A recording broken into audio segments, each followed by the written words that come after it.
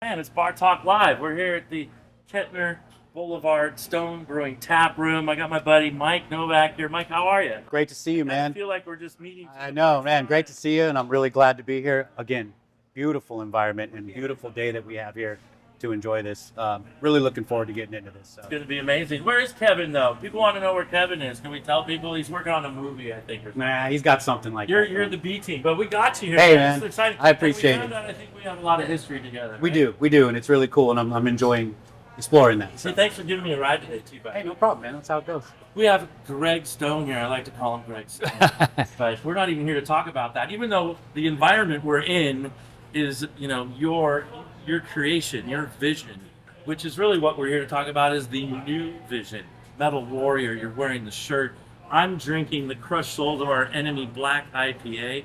This is a special brew just for this release, right? Yep. That was brewed by KK, so my musical partner in Metal Warrior. Sure. And of course, the longtime guy behind Ace's Nails, Las Vegas's best craft beer bars, and just this year opened up Evolve Brewing, a small brewery in their third location. Nice. And so we decided to make a collaboration beer, name it in favor or in honor of the album. It's the Crushed Souls of Our Enemies Black IPA. Crushed Souls of Our Enemy Black IPA. It's 7.1 ABV, I believe. Yeah. I didn't think I was going to get to drink it today, but when I asked the young lady at the bar, you already have it on tap. Yeah. So nice. Is this something that will get canned as well, much like the other beers? Well, I guess you don't have any involvement with that. No. Well, I have some influence. It's like a 0.5% influence in the equation there, over at Evolve. So I can put in my vote. Good. Well, that's important. I'm going to start really putting down the pressure, probably around my third of those. That's when the voicemails are going to get super serious. Well, we're excited to have you here. This is like a big new endeavor for you. You actually worked in the music business, though. I don't know if people know that about you necessarily, but before beer, you were in the music industry. What were you doing in the music business? Well, that's where I really thought I would have my career. Way back in the day, when I was a lonely outcast kid. Raise your hand if you weren't. Anybody? Okay, right? So many of us. Yeah. I had rock and roll dreams, and I got myself a guitar, and I started learning it, and eventually, after a couple of years of college in Ohio, I decided that I really wanted to come out to LA, to Hollywood, and go to Guitar Institute of Technology in Hollywood. So I did that for a year, and then once I finished with that, it was a year program. I then went on and finished college in Southern California, USC, because I really, I'd heard too many stories of musicians getting taken care of, or just ending up in a bad spot because they didn't have a business side taken care of, and I wanted to do both. Well, without giving the end of the story away, I was a little bit better on the business side, at least in that equation. But I worked, worked I didn't work as in making my living, but I worked on being a songwriter. Okay. It was during this period that in LA that I realized that sort of the management and production style, sort of behind the scenes, might be a better place for me. Right. I think it was probably GIT, Guitar Institute, where I really got driven home. There's guys that just play circles around. Right.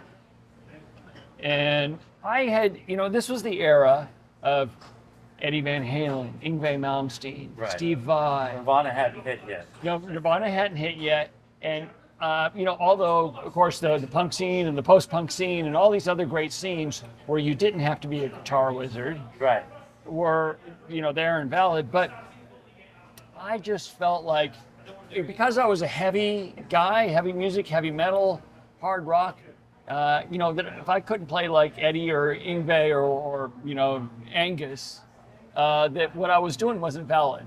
Sure. I would tell anybody today that I was wrong. I was absolutely wrong, and I wish that I had just gone, okay, you don't have to be somebody else. You don't have to measure yourself against these guitar gods. Just go do your thing. Yeah. Just figure out what your thing. Do that. I don't care if you think it sucks. You're doing it, right? Because if you do it and it sucks, and you keep doing it, it'll suck a little bit less, and you keep I'm doing still it, doing it'll it. suck a little less. How bad do you suck? You got to on your own No, I'm scale. just saying doing this. I'm a drummer. I'm a hack drummer, you know. Well, see, there you go. So I can play. Yeah, exactly. You self-identify as a hack drummer. I haven't heard you drum, so I'm gonna have no, I'll send you some links. Oh, My maybe, short-lived band. maybe don't. I don't. Probably not. Yeah, I don't want to ruin our relationship. I just feel like it's still developing. You know, I remember personally, I want to say I was one of the earliest people to support your brand, your beer, all those years ago. You were nice enough to come on a show called Loudspeaker at midnight on a Monday night back then. That just shows, what a great guy you are, because that was an honor for me. And then, I mean, it was just exploded for you after that. Well, I remember it different. You do? Okay. Yeah. I remember it different, and you were nice enough to have me on, Oh, thanks. which was an honor. I just remember the pink hair. Was it pink or red hair? It would have been red. Yeah. We did it for charity thing. Every couple of years we had what we called diehards for charity, and we would die. So I've had blue hair, green hair, red hair. Green hair I thought suited me best personally. I have a good friend with green hair. He likes to dress like a pirate. I'd like to introduce you guys sometime. Okay. So. Well, I like what you said about how you kind of were trying to compare yourselves, and that really does hold us back a lot. I feel like when you got into beer, it seems like that was gone, because it seems like you sort of shot your shot, and you weren't trying to compare yourself to anything, and really created something unique in the process. Were you an arrogant bastard? That was the goal. That Mr. Arrogant Bastard view. Yeah, it was. So I'll let me flesh out the story just a little bit more, and then I'll get to that, because then you'll see sort of that evolution. So I was managing a friend of mine's band, and I was getting into production. I was doing some demos with some bands, Right. and it was a band that I was working with that needed a place to rehearse. And so I started helping them look for a place to rehearse. Mm-hmm. I then sort of learned about the scene, the rehearsal studio scene in LA, and realized how bad it sucked. I mean, they're just shitholes. Right. And they're dangerous, and people would get their equipment ripped off all the time, stepping over a junkie in the hallway, all this stuff. So I saw an opportunity. I'm like, well, what I should do is I should make some rehearsal studios. So I did. Okay. And in 1989, at the very end of the year, I opened up my first 32 rooms, and I called it Downtown Rehearsal. Oh. That company's still going today. Oh, wow. So we have 200 rooms in downtown LA. It's been going on since 1989. It's the largest music rehearsal studio facility in the world, as far as I'm aware. Huh. And everybody that you can think of has been through there. Right. I mean, Wayne Static, who wrote his first albums there. Blind Melon was there and wrote their album there. Fishbone has been with me for decades. Yeah. All these seminal bands, back in the day, all through now. It's talk about honored. I'm honored with just some amazing people. And everybody, it was like when I was doing this thing a couple of years ago with Metallica, and talking with Rob, he's like, oh yeah, we used to go down there. I would go down there and I'd rehearse with these guys and I'd jam with those guys. And he would tell me like 5 different stories of how he had interactions with the studios. That was kind of common. Yeah, the communities that come out of that too, just the interactions and the different artists working together. I just got to say, Fishbone is red hot. One of my favorite bands of all time. I love them. So imagine being in the rehearsal studios, or they're playing Freddie's Dead, or something. Yeah. And I was like the heavier side of Fishbone. That was the sweet spot for me. I like the ska side. Yeah. But that's what makes them a great band, because they were a lot of different things. And to me, they should be in the Rock and Roll Hall of Fame before the Red Hot Chili Peppers. That's another story. Yeah, okay. Yeah, I'm not going to fight one way or the other. I'll just agree with the first part of the statement. They should be in there. Yeah, I mean, as far as, being black artists and just the boundaries that they broke. Yeah. If you're a Fishbone fan, watch the documentary. That's a good documentary. Yeah, and I was crushed because they spent so much time in my studios. Yeah. There was not a single scene that happened and not a mention. That was too bad, because I remember when Chris went off and did all that.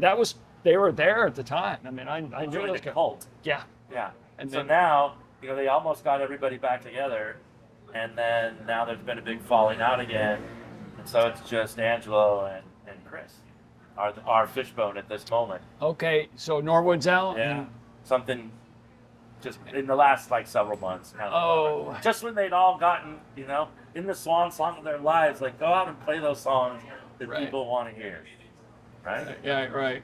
So do you have any involvement with the rehearsal studios anymore? Yeah, it's still my company. It's still your Yeah, company. yeah. Oh, wow. Oh, very cool. I had no Yeah. idea about that. Yeah.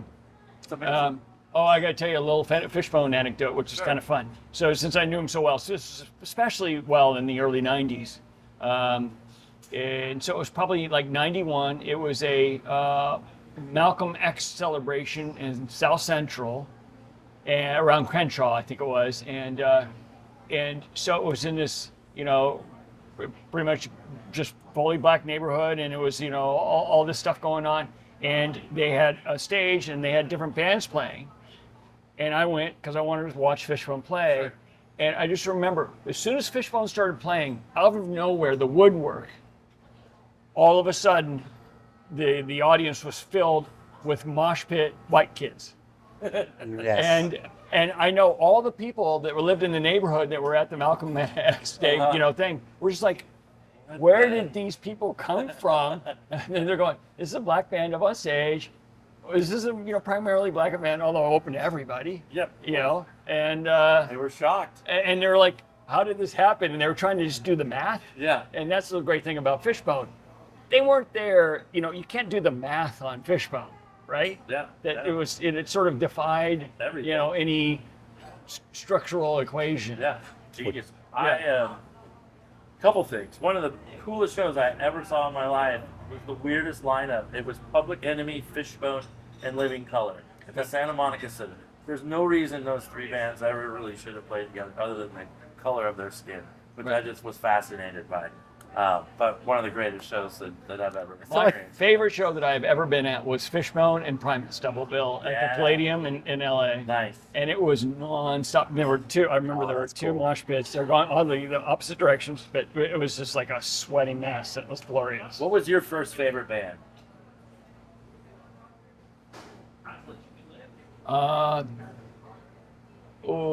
Let's see, my First concert. My first concert was Rush. Okay. Oh, okay. And I gotten a 2112 album, Uh-huh. and it was given to me by a friend of my brother's. It was warped such that the first third of the album, the needle head, it would like fly up in the air. So I could only play the inside 2/3 of the album on either side. But hey, it was free, and I didn't have money to buy albums. And, Right. And so I would play it, and I didn't like it. I just, like, Geddy's voice was not working for me. But I went with some friends to see him play live, and it was just like a switch. And now, from that moment Yeah. and through to today, like one of my favorite, I freaking love Rush. How do you feel about Ghost? So I've got ghost stories. Yeah, Ghost stories. yeah, I got ghost stories. I can show you pictures of me and Tobias hanging out. Okay. So we're really jumping around here, which is fine. It's how it should be. It's called bullshit. Conversation. Yeah, that's It's called what we're bullshitting doing. over beers. Yeah. So we Stone. I'm retired now, so I can't say we anymore, but it still feels that way to me. Still perceive it as we over here too. So. So we did a collaboration with Metallica. Right. So we got a call one day, you know, hey, Metallica's interested in doing a beer. As they've been doing their research, the name Stone keeps coming up, so we wanted to talk to you guys. Sort of their people called our people kind of thing. And I was like, okay, because Metallica for a long time, I can remember, you know, stopping by with a friend of mine when we were on a road trip the day that the Black Album came out, going to what was it, Sam Goody or Tower? Tower, probably, right? It Yeah. was probably the other one. It was Warehouse? It was probably a warehouse. Oh, the yeah. warehouse. Yeah. Sam Goody in the mall. It was, anyways, we picked that up and we cranked it, you know, just nonstop. Okay, so big Metallica fan, and Justice for All is really my sweet spot, for the record. So they contacted us, and I'm like, I don't know. because authenticity has always been really important to me. And like, we don't want to just have something where they're going to phone it in. It needs to be participatory. They got to actually work with us. Because I'd had a number of people in rock and roll communicate with us saying they wanted to do a beer. Sure. And usually it's like, well, what do you want to do? Oh man, just something light and easy drinking, man. Like, Right. you got the wrong guys. Yeah. It's not what we do. Yeah. So there was when we were working in Berlin a lot on the Stone Berlin, and I said, oh look, I gotta meet with them. I gotta make sure that we're connecting and all this. And so got word that Lars was in Copenhagen. And so I popped up from Berlin to Copenhagen, met him in a cafe at 1 o'clock in the afternoon on a beautiful, long summer day. There we go. Near the water. And I was expecting like an entourage. It was like, no, he rode in, he was by himself on a janky old bicycle. I loved it. I'm like, you guys are good. Yeah, I was gonna say that's kind of cool actually. It was very cool. And when I showed up like 10 minutes before he got there, and the bear played. Oh yeah, I'm here to see. Yeah, oh yeah, just right here. And so we had a great meeting. We scheduled an hour, and 2.5 hours later, Which is always nice. we were just talking and all this kind of stuff. I'm like, okay, this feels very real, and it was. It ended up being very real. It was very collaborative.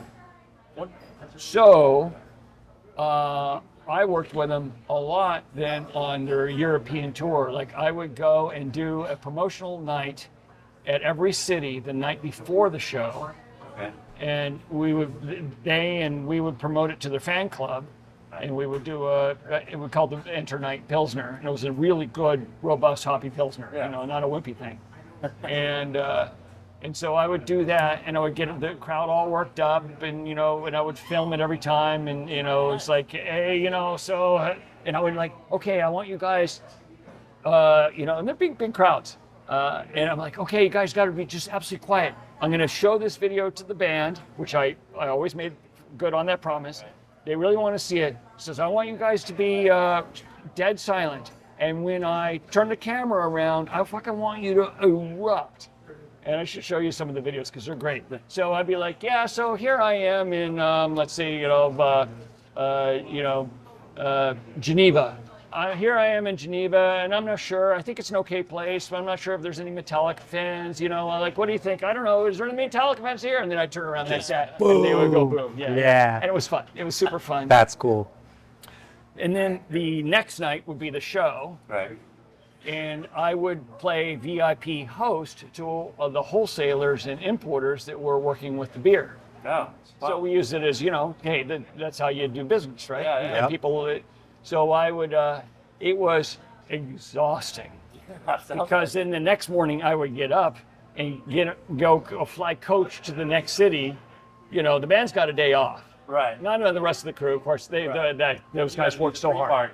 I got to fly to the next city. Do a pre-party, not sleep enough, do the VIP thing, at the show the next night, roll up, do it all over again. Anyways, so Ghost was on tour. Okay. Ghost was a supporting act. Nice. And so I was at the end of one of the first legs. The type of guys have been doing this Solano party a lot. But at the end of each series, that leg of the tour, they would get together with their team, and it was like a small party, 30 people. Right. And it was just started talking with this guy, and we started talking records, and it was just like one of the most interesting guys I'd talked to of all the tour, and I just hadn't met him. Finally, I'm like, yeah, so what brings you here? How'd you happen to be in this Metallica party? And he's like, oh, I'm in the band Ghost. Oh, okay, I didn't know. Yeah. It was before he had been outed. Yeah. So he didn't. Or maybe he had been, but it wasn't well known, whatever. And I'm like, oh yeah, so what do you do with the band? And he's like, oh, I'm a singer. And I'm like, oh, okay. Cool. So, but we then, there would be this area behind, because that tour they had the big screens, the big video screens. Sure. And I had special passes. I could take people behind that, and you could look through slats, or you could literally get down on the ground, and there's an opening underneath, and you're seeing the backsides of the guys playing, Yeah. and looking straight out into the crowd, and you got as close as you could get to feel what that energy of being, on that side of it. Yeah. And it was incredible. And Tobias would spend a lot of time back there. I could tell he was just like absorbing it, because Taking he's like, notes. that's where I'm going to be, And he was, doing it, but at the warm-up slot was, the crowd was 50%. Yeah, if that. Yeah. Generally, yeah. And they weren't as well known. I've seen them since play, their own headline shows. Oh, yeah. They kill it. I went to the Kia Forum when they did 2 nights. They took your phone and they shot it for a concert film. And not just a typical concert film, because he has all the mythology that Right. goes and backstory. So there's a whole thing going on with it. But inspiration maybe for a little bit of the Metal Warrior. I think it showed me, where you could go with the characters. And honestly, at the beginning of our Metal Warrior project, as we were putting it together, I had everybody sign NDAs that we, touched in any ways, because we weren't planning on revealing anybody. I did not want to be in the front at all. Right. I wanted it to be a complete mystery. Sure. I wasn't planning on doing podcasts. Right. But The band, we should say that there's not a real band that's ever going to perform live. Are you ever going to create? I would love to perform live. But Not me. Right. So if you think, like I have Hamilton. Hamilton can perform without Lin-Manuel Miranda, right? Right. And it would still be great. Sure. Of course, we want to see him, but it would still be great, right? Because it's not about him, it's about the show, it's about the play, it's about the delivery and all this kind of stuff. So I would put, Metal Warrior, a live performance, in that kind of a thing where Sure. it's more about the storytelling and the music and bringing it all together. It's not about a singular human personality behind You could have a Queen Va or a Skyden be whatever musician you want. Right. It's more how they present the entire. Yeah, if you think Blue Man Group, Right. Honestly, I think Kiss could do that, right? I mean, Yeah. that's a band that what they've created, that band could exist forever. And the way that they could just have people. well, in a way they do it. did, because at least 2 of the 4 members Right. had changed many times. Several times. So And I think That's- they're talking about a hologram thing. they did, yeah. They Right. got themselves digitally, locked Right. in and all that But kind they of thing. literally could just. It's like War. I don't think there's any original members in War anymore. But who knows? All the prosthetics on. Yeah. Yeah, and I was back in the day, I was really good friends with a guy in Green Jello. Yeah. And, Yeah, same get thing. into that. I still love hearing that song, Three Little Pigs. Yeah. That is a classic. And Maynard, of course, was in the band. Yep. Tulip. Well, and that's my Maynard story. I got all these anecdotes. I was gonna say, you When got a live story. in LA and you're in the music industry Yeah. and you just end up doing that. I'm sure you've got a million anecdotal I got to stories. drink wine with Maynard once Okay, that's great, yeah. at the radio station. Probably, this would have been 92, and I went to see my buddy, Gary Helsinger's name. Okay. And he was an A&R guy at the time, but he was also in Green Jello. And I just went over to his place to hang in North Hollywood. Yeah. And he met me at the door, and he's like, hey, dude. I'm like, yeah, welcome, come on in. But the roommate, don't look at the roommate, don't talk to the roommate, don't acknowledge the roommate. And I'm like, all right, I'm fine. Uh-huh. I couldn't help but notice that there was a guy sitting in the middle of the floor cutting stuff out and just really kind of in his own zone out of paper, cutting paper. And then, but that was the first time I not really met Maynard. Right. Yeah. Encountered him. Yeah, encountered him. And that was before I became a Tool fan. Right. Because I would have probably broken that wall and gone, dude, People are excited, I guess, to have the first ever, technically professionally shot footage of Tool performing live at Ozzy Osbourne's final concert. Rest in peace, yes. Ozzy Osbourne. Yeah. I will Absolutely. rate. I'm not having a beer at this moment yet. I will rate that. You know what I loved? So I'm on social media, X and Instagram. Not a ton, but enough. I don't like either of them. There's so much not to like about those Yes, things. of course. But on the other end, there's this much good and there's that much bad. Yesterday, when the news came out about Ozzy's passing, it switched from this much good and this much bad. It was this much good. It was just, we were of course all very, sad to hear the news, but it was glorious because the feed from everybody was just this outpouring of memory and fondness and love. And I'm gonna crack. I'm literally gonna break up because it's so powerful. He had that effect on people. My God, But you're right. Yeah. You're right. In a sea of things that it's so out. And all of a This sudden, way. the fucking politics and the division went away for a moment Yes. on X. And we all were And it thinking was- about one thing. Yeah. And that's what I hate about society now. We don't all care about the same things anymore. It was a common and moment. It brought America together. I would argue the second thing in the last week that brought people together, but arguably in a much different way, was the Coldplay fiasco with the CEO getting caught, because all of a sudden we were all talking about this one thing, and it really did bring us all together. And Ozzy did it again, where we're not experiencing those things anymore. We don't all have the shared thing, and it's so bizarre because one of the things I'm working with this AM talk show, and one of their guests yesterday was Pat Boone. Well, Pat Boone lived next door to Ozzy Osbourne for several years, and they were close personal friends and was friends with the family. And he just shared some really neat stories. And here's a guy, 91 years old, Pat Boone, who in his own way is a metal legend because he put out a metal album. And it's cool because they used. I gotta look that up. They used his version. gotta They see used this. his version of "Crazy Train" as the theme song for the Osbournes. Okay.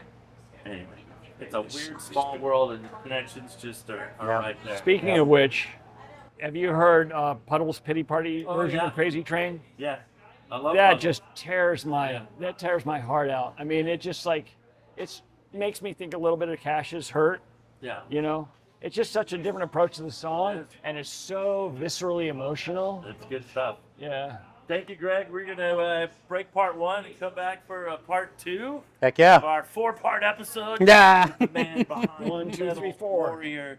There is a double LP comic book. Man, you got to get it. MetalWarrior.com, and we'll be back with more. Part 2.